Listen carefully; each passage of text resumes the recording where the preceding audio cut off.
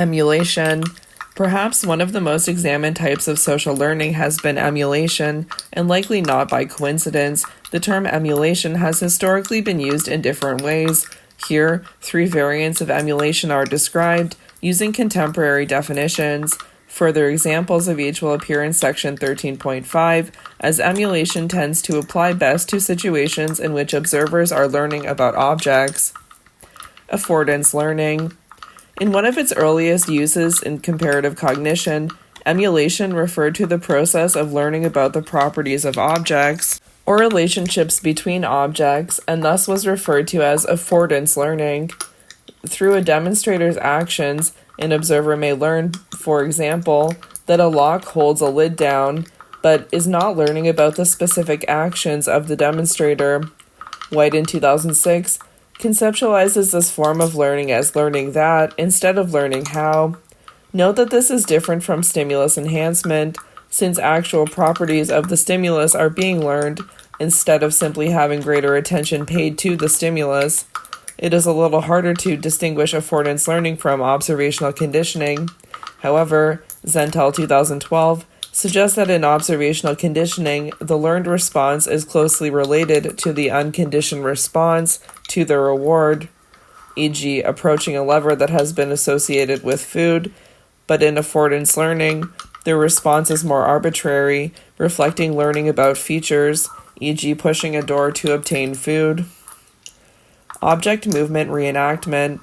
Tomasello, 1998, explained that emulation consists of learning about the environment, not about behavior.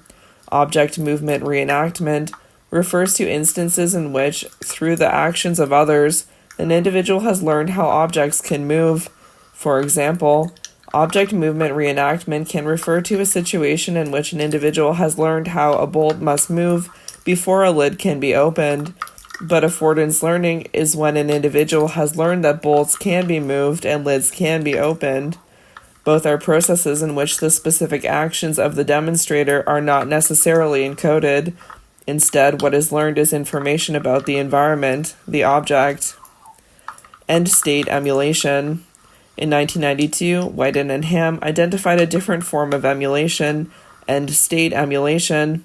Again, in this form of emulation, the actions of the demonstrator are not learned, but in end-state emulation, it is the fact that a particular end state can be achieved that is learned. For example, an observer might replicate the end result of a demonstrator's actions, but do so using completely different means. The term is used regardless of whether the observer actually understands the mental states underlying the goal-directed behavior, though when this is assumed, the phrase goal emulation is favored. Mimicry. All the variants of emulation described above share the common meaning of attending to the environment or end states instead of the actions themselves. In contrast, mimicry involves learning about a demonstrator's actions without understanding the objects involved or even the end state of the action. For example, the copying of human speech by pseudocene birds, parrots, is an instance of mimicry. Although these birds can map the sounds they hear to their own vocal behavior, they are likely not understanding the purpose or meaning of the sounds. A human child, however, appears to understand something of the communicative intent of the sounds others are making when he or she learns and repeats words. That said, other human behaviors do fit this definition of mimicry. Jorglund and Blasey, 2012, provide an example of a 2-year-old child who, after watching his father step on a scale and look down at the numbers, would do the same behavior, even without understanding the purpose of scales or what the numbers meant. In adult humans, many instances of unconscious mimicry have also been studied. Box 13.2. Box 13.2. Unconscious mimicry in humans. When one of the authors moved to Canada, her American friends and relatives jokingly worried that she would soon be speaking like a Canadian, adding a to the end of sentences and pronouncing the word about as a boot instead of using the typical American accent, though obviously nothing to worry about, particularly since these are just stereotypes and do not reflect every Canadian's speaking patterns. Their prediction was based on an accurate assumption about people's propensity to blend in with their social environments. Humans mimic all kinds of behaviors without realizing it and do not notice when others are subtly mimicking them. The current research on unconscious mimicry, often from social psychology laboratories, tends to focus on the reproduction of postures, gestures, and mannerisms. These studies suggest that when people are interacting, they unknowingly mimic body movements such as crossing of legs and touching the face, a phenomenon termed the chameleon effect. Additionally, when compared to participants in a control group, participants who have been modestly mimicked by a confederate during an interaction later report greater willingness to help the confederate and give increased positive ratings of the interaction, even without recognizing that they were mimicked. There appear to be certain contexts and motives that influence whether people mimic. For example, adults mimic less frequently in competitive interactions and in interactions with individuals who have just ostracized them. In contrast, they are more likely to mimic when they have the goal of affiliating or a desire to create rapport. Thus, there are situations in which our human chameleon nature is more or less likely to appear, and in general, this suggests that the function of this type of mimicry may be to help solidify social bonds. In a related line of work, Celia Hayes and her colleagues have found that humans will learn the actions of others without any conscious intention to imitate or awareness that they have learned from others, a process called automatic imitation. In a series of experiments, observers watched a demonstrator complete a sequence of actions using a computer keyboard. When a subsequent task required the observers to complete a similar sequence of actions, responses were faster than in other tasks in which they had to complete a dissimilar sequence, suggesting they had learned the sequence through observation of the demonstrator.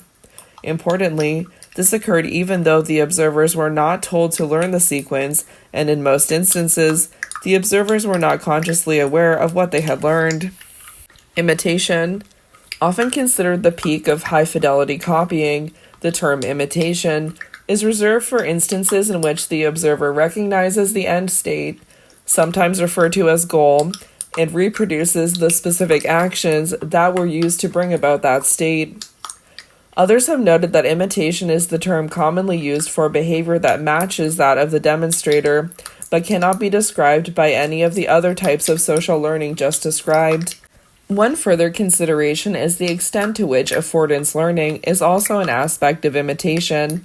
Want and Harris, 2002, note that a human or animal that imitates an action on an object can faithfully reproduce both the actions and the goal, but not actually understand the affordances of the object, a type of imitation they call blind imitation, e.g. many people know how to use a car key and why to use it, but not how it works. As will be seen in section 13.5, studies with the aim of examining imitation in a wide range of species have gone to great pains to design experimental methodologies that can rule out other social learning processes. Additionally, studies often incorporate actions that are novel for the species and thus unlikely to emerge spontaneously. Still, it is difficult to determine whether an action is truly novel, so often improbable suffices. Regardless of the study design, the distinction between imitation and one alternative social learning process, goal emulation, can be hard to make.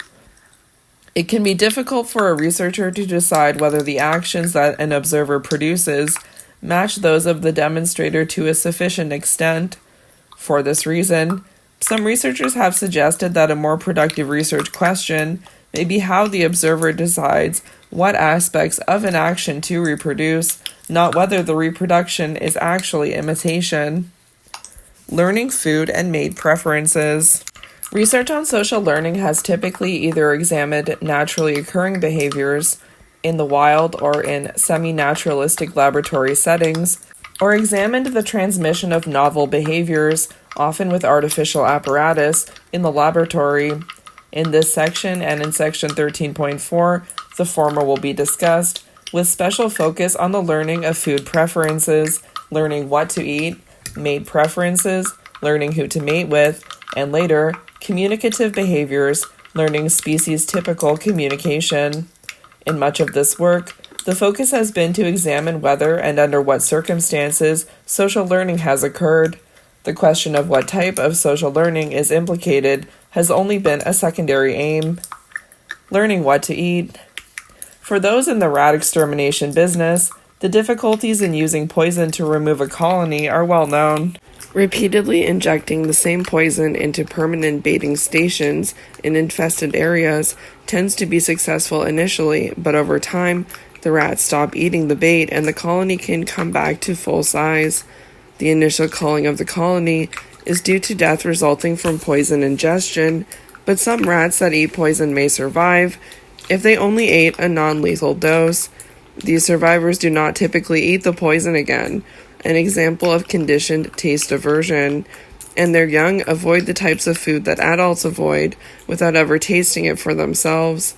Initially, it was thought that the adult survivors were communicating food avoidance to their young via warning pheromones left on the poisoned bait, but through extensive laboratory experiments, Galef and his colleagues have detailed a much different social learning process between members of rat colonies, in which young rats learn from older rats what foods to eat, not what foods to avoid.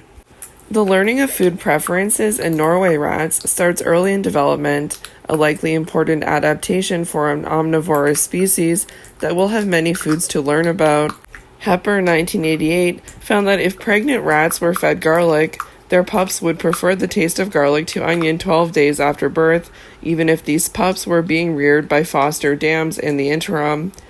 A similar process seems to exist in humans. In one study, pregnant women drank carrot juice 4 days a week for 3 weeks during their third trimester. At 5 months of age, their infants showed a greater positive reaction to cereal prepared with carrot juice than infants whose mothers did not drink carrot juice.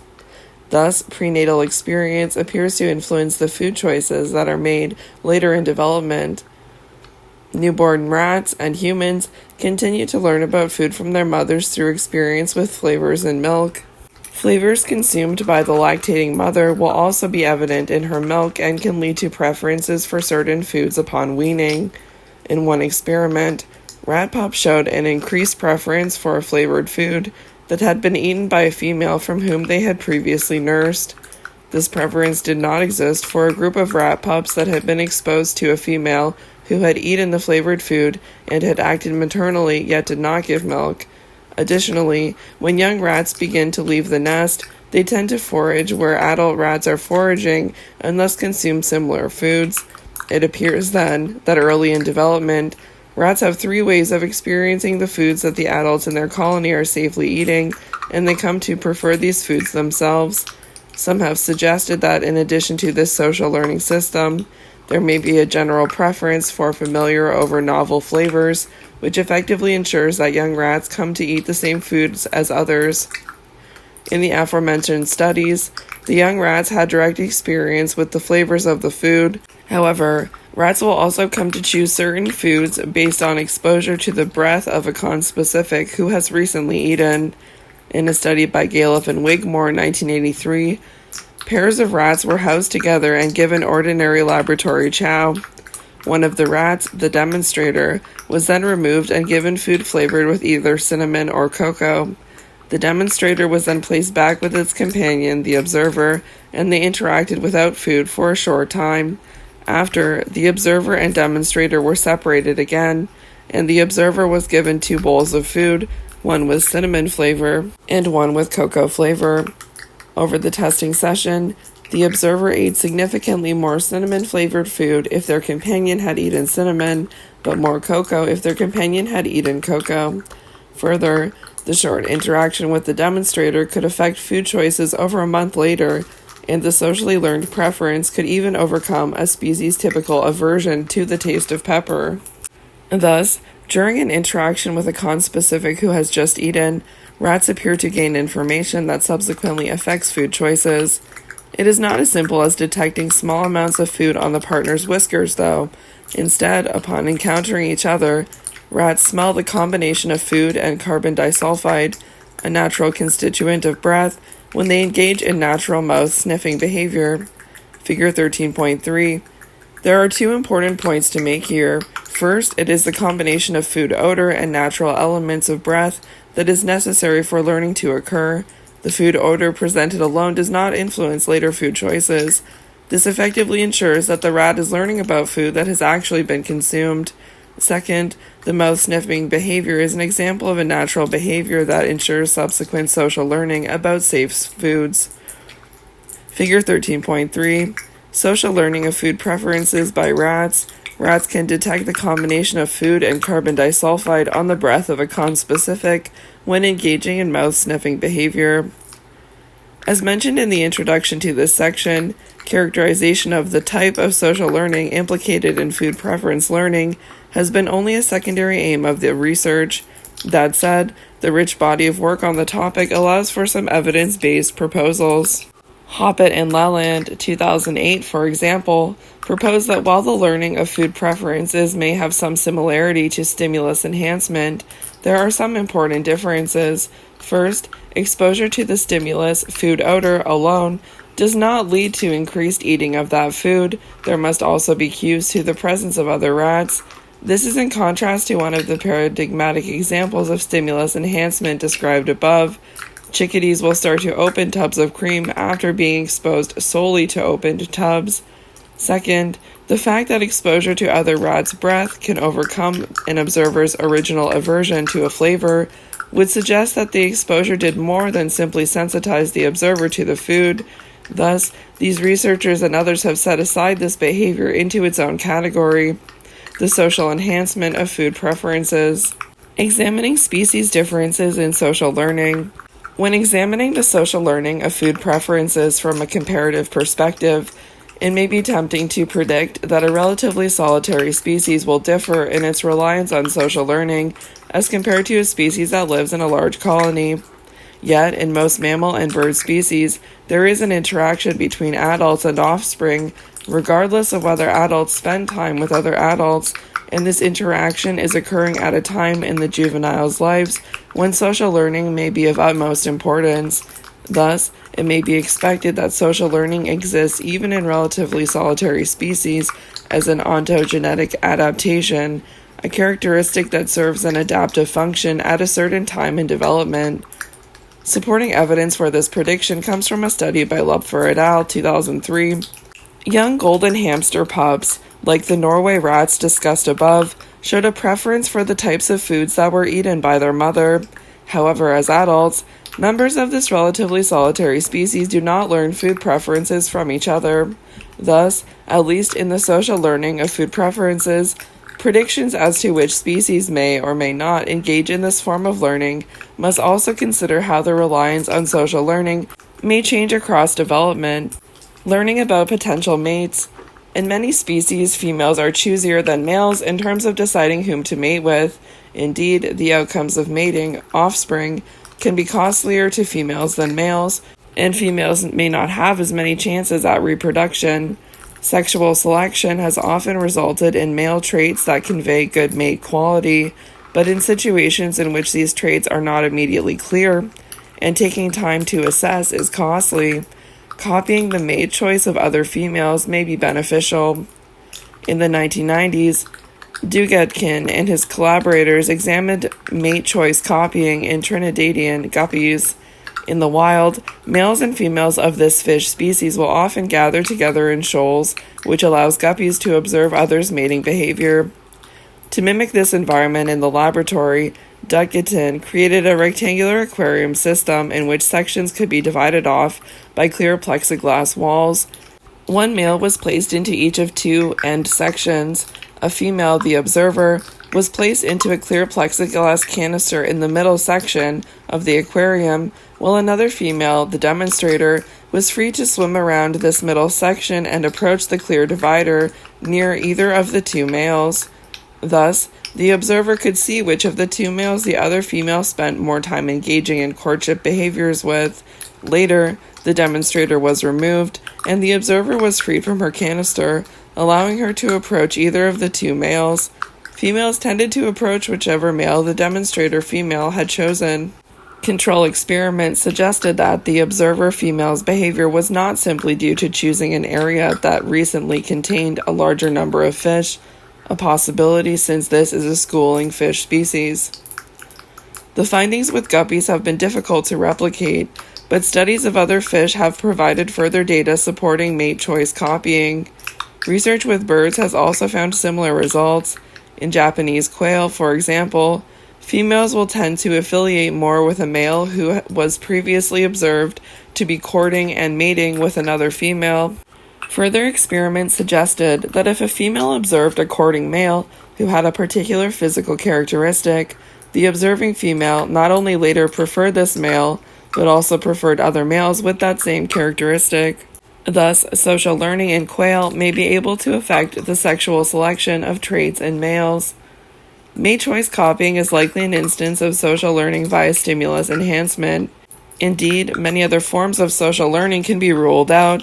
For example, the preferences learned during mate choice copying are not location-specific, and thus local enhancement is not likely.